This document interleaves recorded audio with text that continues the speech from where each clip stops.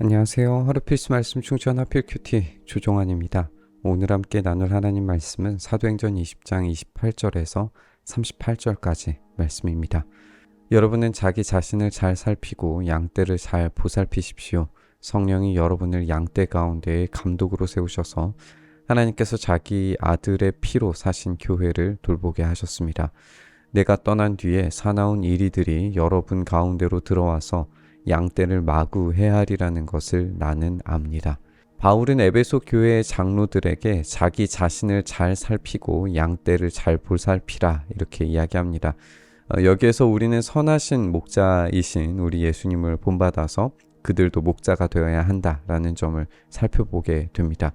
목자는 먼저 자신을 살펴볼 수 있어야 돼요. 자신을 돌보지 않은 채 양떼를 향해 달려오는 사나운 이리떼를 물리칠 수는 없습니다. 우리는 현대교회에서 얼마나 많은 목회자들이 자신을 돌보지 않아서 정신적인 건강과 영적인 건강을 놓치고 내외부적으로 돌진해오는 문제들을 해결하지 못하는지 많은 뉴스들을 통해서 볼 수 있게 되죠. 따라서 목자의 기본은 자신을 엄격하게 돌보는 겁니다. 그리고 난 후에 양떼를 잘 보살펴야 됩니다. 양떼를 잘 보살펴야 하는 이유는 성령께서 그 양들을 책임질 감독으로 세우셨기 때문입니다. 하나님께서 바로 그 양들을 사랑하셔서 아들의 피값을 주고 사셨습니다. 양떼를 돌보지 않는 목자가 받을 심판은 누구보다 무거울 겁니다. 바울이 교회에 대해서 염려하는 부분은 이 사나운 이리떼가 양떼를 해하리라는 거예요. 물론 고린도 후서를 살펴보면 이 다른 복음을 전하는 이들에 대해서 확인할 수 있기 때문에 이 다른 복음에 해당하는 어떤 영지주의적인 가르침들을 이야기하는 것으로 이해가 됩니다. 또 에베소도 마찬가지고 우리가 이후에도 계속 살펴보겠지만 에베소 교회에 이단들이 있었던 이야기들도 다 같이 연결이 되는 이야기라고 볼 수 있겠죠. 그러니까 이후에 벌어졌었던 어떤 이 영적인 거짓들이 교회 안을 얼마나 시끄럽고 혼란스럽게 만들었는지를 우리가 충분히 살펴볼 수가 있습니다. 그것뿐만 아니라 이 심각한 박해도 계속해서 일어나겠죠. 따라서 교회 내부와 외부로 시대와 환경에 따라서 다가오는 모든 문제들에 앞장서서 양떼를 보호하라 라는 주문으로 읽을 수 있습니다. 바로 여러분 가운데에서도 제자들을 이탈시켜서 자기를 따르게 하려고 어그러진 것을 말하는 사람들이 나타날 것입니다.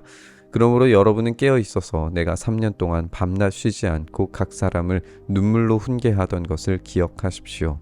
이 본문에서 어떤 종류의 이단을 이야기하는 것인지 명확하게 선정하는 것은 어렵습니다. 하지만 이후에 이 에베소 교회의 상황을 살펴보면 분명히 에베소 교회 안에 옳고 그름을 판가름하기 위해 매우 엄격한 잣대를 대야 했을 정도로 심각한 문제가 있었다라는 것을 볼 수가 있어요.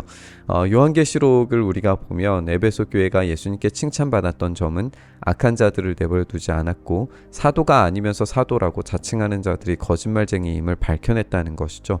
오늘 사도 바울이 그렇게 경고했던 것이 그대로 일어났던 것을 우리가 알 수가 있는 겁니다. 이런 이 에베소 교회는 내부적인 문제를 겪었을 뿐만 아니라 고난과 또 어려움들이 있었어요. 이 부분들을 이 에베소 교회는 잘 해결해 나갔습니다. 잘 견뎌냈어요. 그런데 에베소 교회는 처음 사랑을 버린 것으로 책망을 받습니다. 오늘 본문은 사도 바울이 3년 동안 밤낮 쉬지 않고 각 사람을 눈물로 훈계하던 것을 기억하라 이렇게 주문하는 것을 읽을 수 있는데요. 바울은 예수님을 닮은 이 한없는 사랑으로 그들을 권면하고 훈계했어요. 그런데 에베소 교회는 사랑 없는 판단과 이 판가름이 오고 갔음을 알 수가 있습니다. 그로 인한 문제는 더 이상 복음을 전하지 않게 된 거예요. 에베소서에서 볼 수 있는 것처럼 그들은 복음, 이 구원의 내용을 빠짐없이 눈물의 수고로 가르친 이 바울의 복음이 이미 알고 있었음에도 불구하고 계속해서 반복적으로 드려야 하고 또 전해야 하는 것으로 받아들였습니다. 그런데 그들의 잃어버린 사랑은 이 복음을 듣지도 전하지도 않은 상태가 될 거라는 걸 알 수가 있습니다.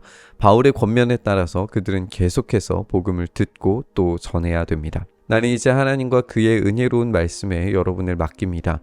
하나님의 말씀은 여러분을 튼튼히 세울 수 있고 거룩하게 된 모든 사람들 가운데에서 여러분으로 하여금 유업을 차지하게 할 수 있습니다.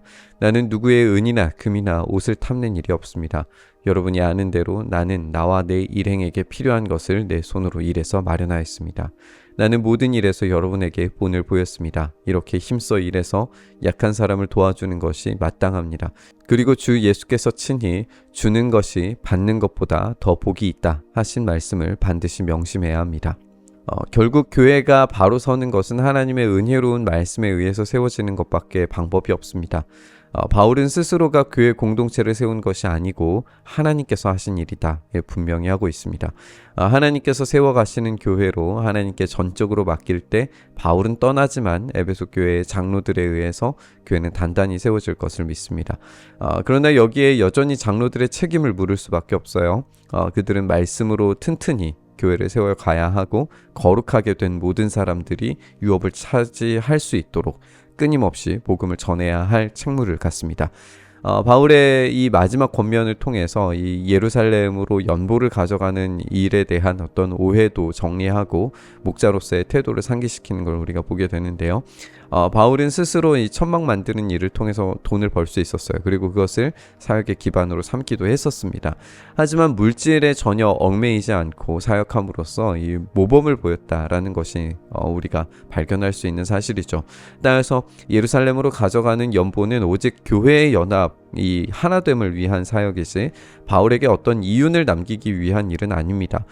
여기에서 고대 당시의 선생이라고 하는 직업이 가지는 특수성을 생각을 해보면 가르침은 분명히 이윤을 남길 만한 특수한 직업이었고 가르침의 대가를 받는 것을 전혀 이상하게 생각하지 않았다라는 점을 우리는 생각해 봐야 돼요.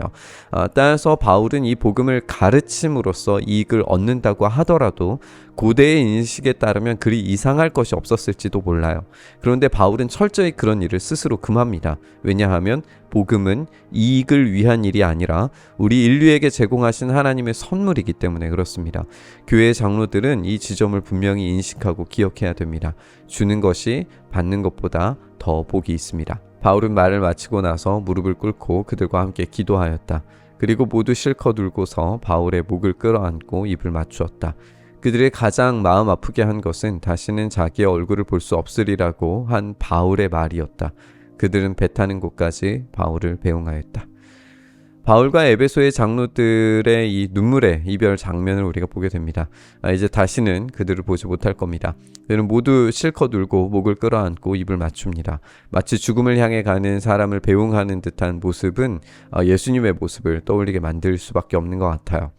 예수님은 반드시 죽으실 것을 예고하시면서 예루살렘으로 가셨습니다. 오늘 바울도 자신이 반드시 예루살렘에서 체포되어서 죽을 것을 알고 있으며 그 사실을 예고하고 예루살렘으로 가려고 합니다. 이렇게 이들은 잠깐 헤어지겠지만 그러나 이것이 끝이 아닙니다. 물론 다시는 이 땅에서 볼 수 없겠지만 부활이 있습니다.